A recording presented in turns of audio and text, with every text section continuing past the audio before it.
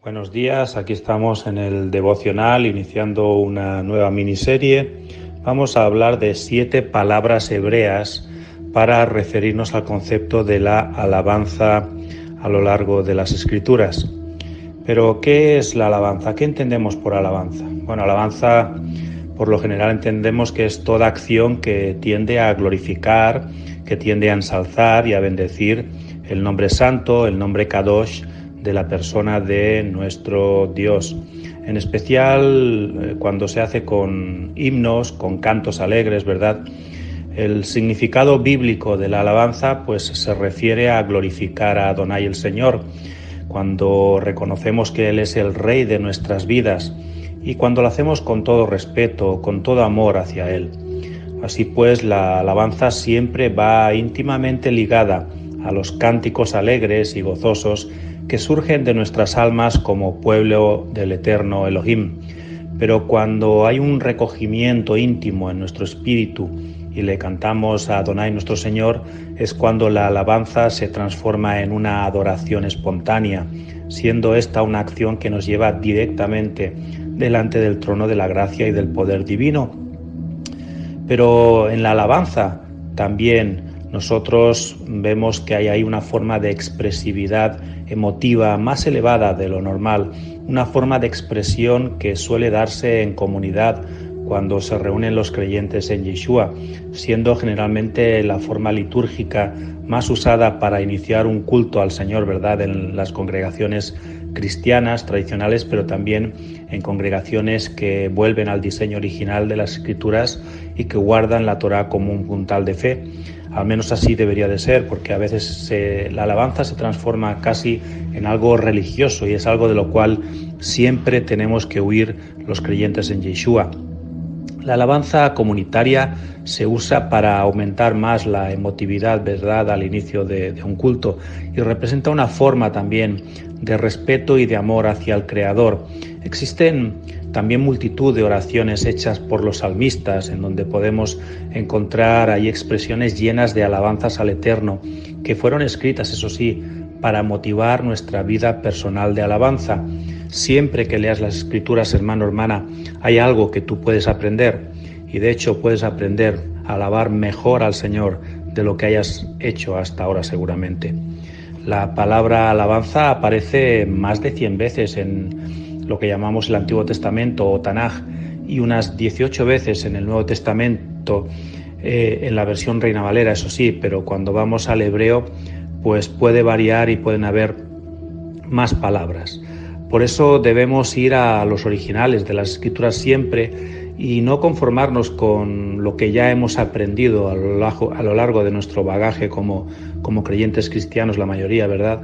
Porque cuando vamos a los originales es cuando siempre descubriremos más profundidad, más revelación, que es lo que el Eterno nos quiere dar para un crecimiento espiritual en estos tiempos que formamos parte de su pueblo Israel, injertados en el olivo, ¿verdad? Así que vemos que la alabanza es un puntal de la vida del creyente que debe de guardar todo aquel que debe de guardar la Torá. Decimos que sin fe es imposible agradar a Dios, y es verdad, pero también podríamos decir que sin alabanza no podemos agradar a Dios, pues nuestra vida de alabanza evidencia nuestra medida de fe en la palabra del Eterno, y es la evidencia también de que creemos que Él nos guarda cada día de nuestras vidas. Eso sí, si obedecemos sus mandamientos fielmente, porque no podemos andar como queramos y luego pedir la protección del Señor, ¿verdad? Bueno, en base a esta pequeña introducción quiero ya que veamos 7 palabras usadas en el libro de los Salmos para lo que se traduce como alabanza. En la mayoría de versiones se traduce directamente como alabanza, pero en el original hebreo hay algunos matices que cambian, depende de la palabra que se use, ¿verdad? Entonces, la palabra alabanza tiene mucha profundidad, tiene mucho significado espiritual, y cuando vamos al original siempre podemos extraer de esas riquezas que nos da la Torá. Vamos con la primera, hoy no las vamos a hacer todas, hoy vamos a hacer solamente la primera, que es la palabra halal, es de las más conocidas, es la principal raíz hebrea, de hecho, usada para la palabra alabanza. La palabra aleluya, aleluya, que hoy usamos, tiene su raíz, viene de ahí, de halal, y aparece como unas 88 veces en el Tanaj, en el Antiguo Testamento, aunque la mayoría están en el libro de los Salmos, ¿verdad?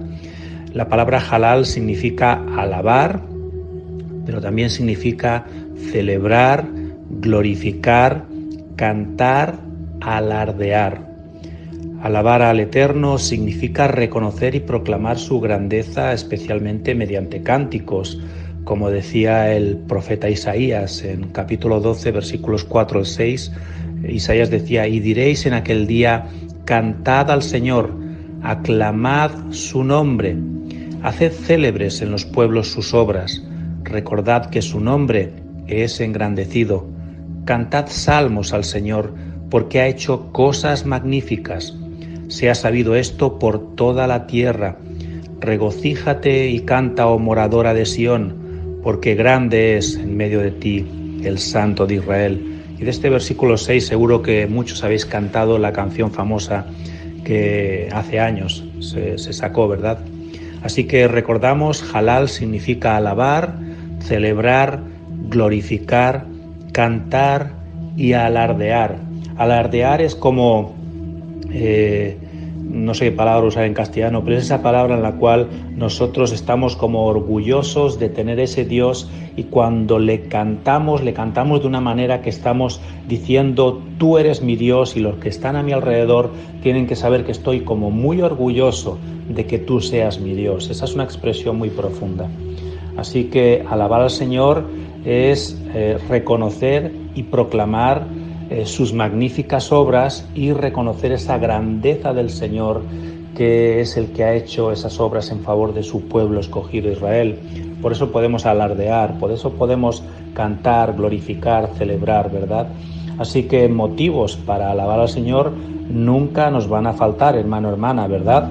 Otra cosa es que sabemos que tenemos lucha, no contra sangre y carne, como decía Pablo en Efesios 6, pero tenemos una batalla espiritual, una lucha contra huestes, potestades, contra ese enemigo, Hasatán, y todos aquellos ángeles caídos que le sirven. Él mantiene una dura lucha contra el pueblo del Elohim verdadero, de Israel. ¿Para qué?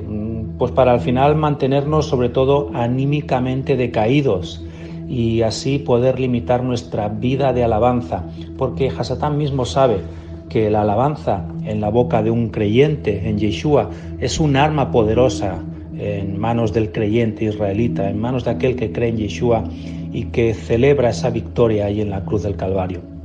Bueno, podemos ver varios ejemplos de alabanzas al Señor usando la palabra halal. Por ejemplo, en Salmos 113, del 1 al 3, dice el salmista: alabad, halal, siervos del Señor. Alabad, halal, el nombre del Señor. Sea el nombre del Señor bendito desde ahora y para siempre.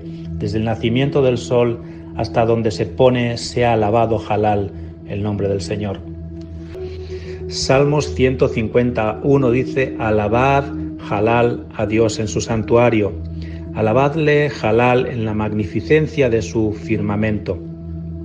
Salmos 149:3 dice: alaben, halal, su nombre con danza, con pandero y arpa, a él canten. Amén, aleluya. Hay otras referencias a lo largo del Tanaj, del Antiguo Testamento, como por ejemplo en el libro de Jueces, en Segunda de Samuel, en Segunda de Crónicas, en el libro de Esdras o Nehemías, pero la mayoría, como decía, están en el libro de Salmos, e incluso en Isaías y Jeremías también aparece halal. Joel también, en Joel 2:26 dice: tendréis mucho que comer y os saciaréis y alabaréis, halal, el nombre del Señor vuestro Dios, que ha obrado maravillosamente con vosotros, y nunca jamás será avergonzado mi pueblo. Así que el pueblo que recibe la bendición poderosa, que dice come mucho y se sacia, es aquel que alardea del nombre del Señor de su Dios.